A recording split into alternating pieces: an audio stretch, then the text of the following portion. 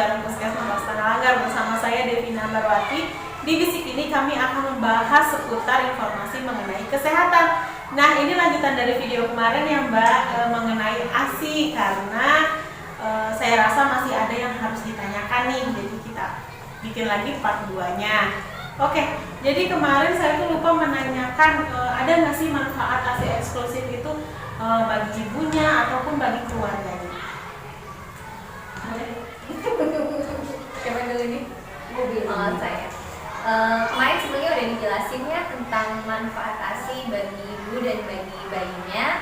Nah, salah satunya yaitu berbagai macam penyakit itu bisa dicegah dengan menyusui, termasuk kanker payudara, kanker indung telur, kemudian diare pada anak juga itu bisa dicegah melalui ASI gitu, karena ASI itu adalah nutrisi yang sempurna untuk bayi.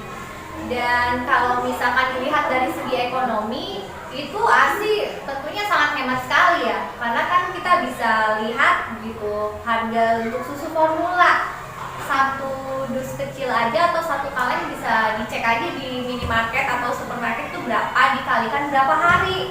Wow, itu sungguh-sungguh sangat membantu sekali ya untuk penghematan kita ibu rumah tangga gitu. Jadi kita dengan ASI bisa menghemat pengeluaran gitu. Jadi secara ekonomi juga membantu. Kemudian praktis.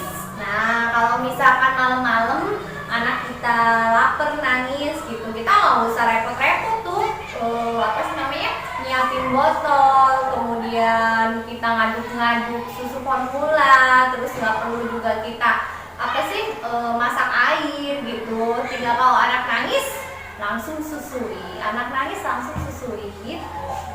Ada lagi mungkin untuk manfaatnya ya, manfaat untuk keluarga itu kita jadi bisa mengurangi sampah yang lingkungan. Soalnya kan kalau misalkan tadi pakai susu formula itu pasti sampahnya rutin kan masuk. Nah, kalau misalkan kita menyusui itu bisa mengurangi pencemaran lingkungan juga.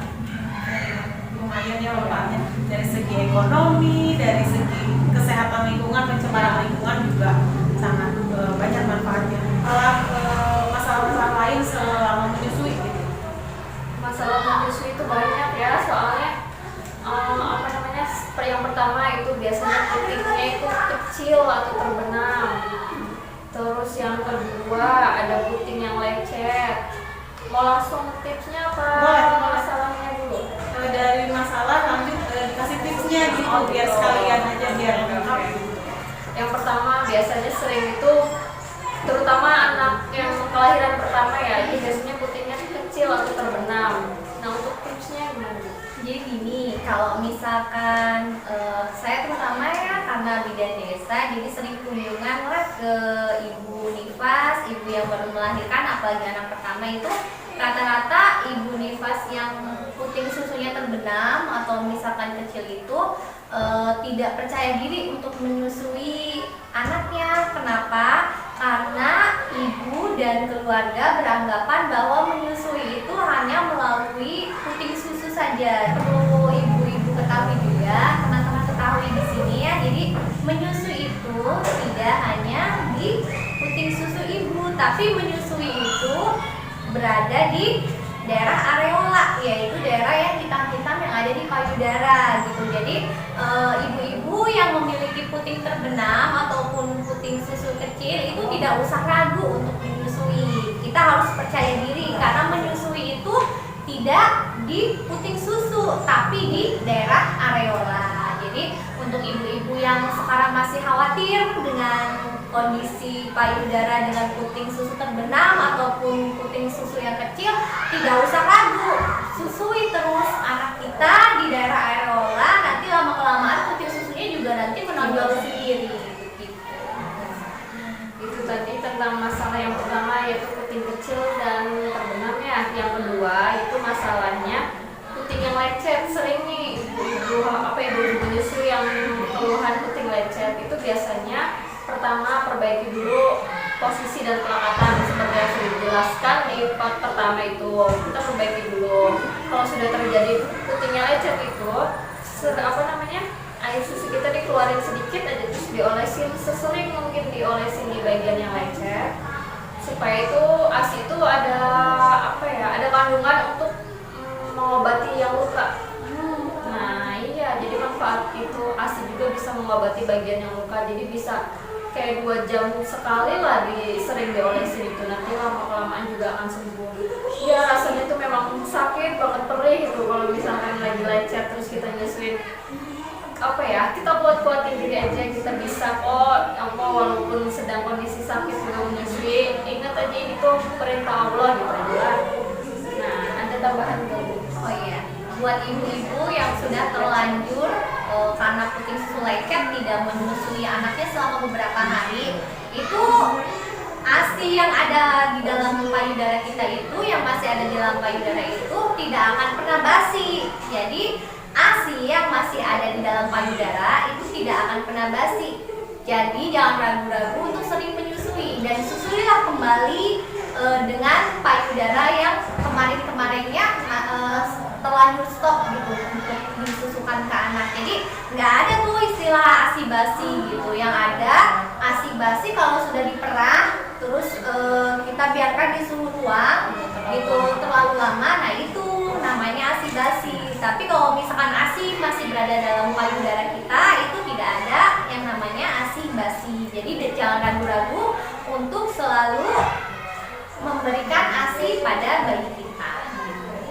Nah sekarang yang ketiga yaitu payudara bengkak. Payudara bengkak itu biasanya ada di bagian tertentu, di bagian payudara tuh yang keras gitu. Kalau kita raba nih terus misalnya bagian sini keras, nah itu bisa terjadi dinamakan payudara bengkak. Solusinya itu kita lises, atau istilahnya bahasa sininya itu uyuk-uyuk, kalau bahasa Jawanya uyuk-uyuk gitu, tapi istilahnya itu kita pijat-pijat lah, sering dipijat sama sering juga disusuin. Dipijatnya itu mengarah keluar pijatnya, muter semua di bagian biar rata nanti. Terus aja sering seperti kita pijat itu bagian yang bengkaknya. Ada mungkin kalau misalkan untuk memberikan rasa nyaman bisa dikompres dengan air hangat, diaduk kecil, kemudian tempelkan di daerah payudara yang bengkak. Kemudian tadi setelah dikompres bisa diurut ke daerah ke arah puting susu Atau keluar sesering mungkin ya. Terus jangan lupa menyusuinya harus minimal 20 menit supaya tidak terjadi bendungan ASI. Terus kalau misalkan masih sakit terus nih, sudah dilakukan meses, dilakukan kompres air hangat. Kalau membuat rasa nyaman lagi bisa dikompres juga air dingin, itu juga bikin lebih nyaman lagi. Jadi supaya kembali lagi, kan sudah air hangat tuh, terus kalau masih sakit kita jadi kembali lagi ke relax lagi ke air dinginnya, itu enak rasanya kalau gitu. Nah yang ketiga yaitu mastitis. Mastitis itu Kemarin sudah dijelaskan ya, mastitis itu jadi karena sumbatan bendungan ASI yang terlalu lama, jadi lama kelamaan timbullah nanah di dalam payudara kita. Jadi mau nggak mau kalau sudah terjadi mastitis harus dirujuk ke rumah sakit untuk dilakukan insisi. Insisi itu pengeluaran nanah dari dalam payudara kita. Nah yang kelima yaitu infeksi jamur.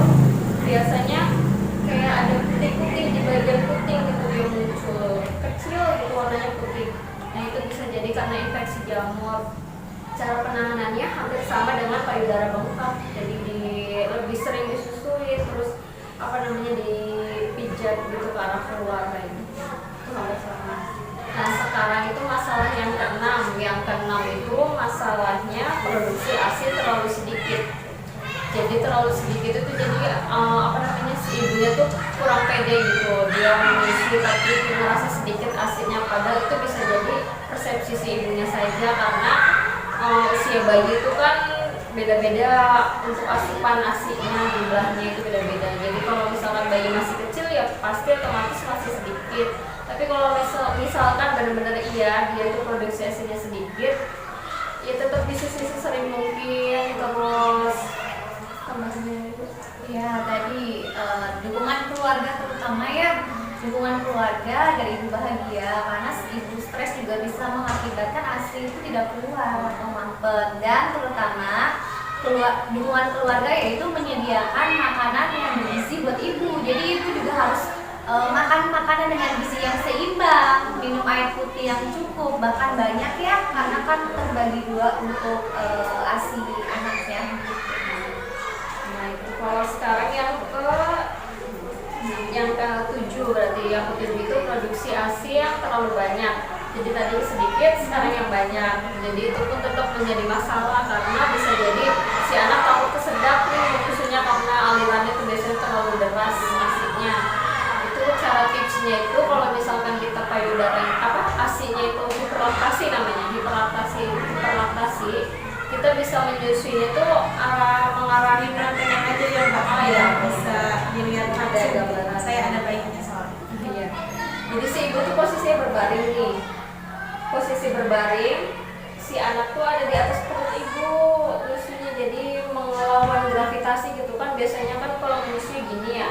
Kalau ibu yang ASI-nya banyak, produksi ASI-nya banyak, jadi dia posisinya berbaring, dedenya di atas si ibu gitu payudara. Tapi perhatikan hidungnya ya, jangan sampai ketutup di payudara ibu.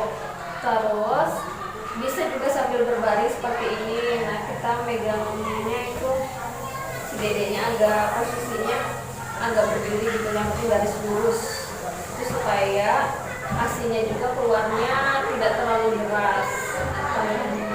Kalau misalkan produksi ASI-nya terlalu banyak, itu bisa kita perah, kita masukkan ke kantung ASI atau wadah kayak botol kaca, masukkan saja ke kulkas. Nanti kalau misalkan suatu saat kita pergi gitu, si dede di rumah itu bisa dipakailah ASI tersebut. Selain itu mungkin kita bisa mendonorkan ASI kita kepada saudara atau siapa saja yang membutuhkan ASI.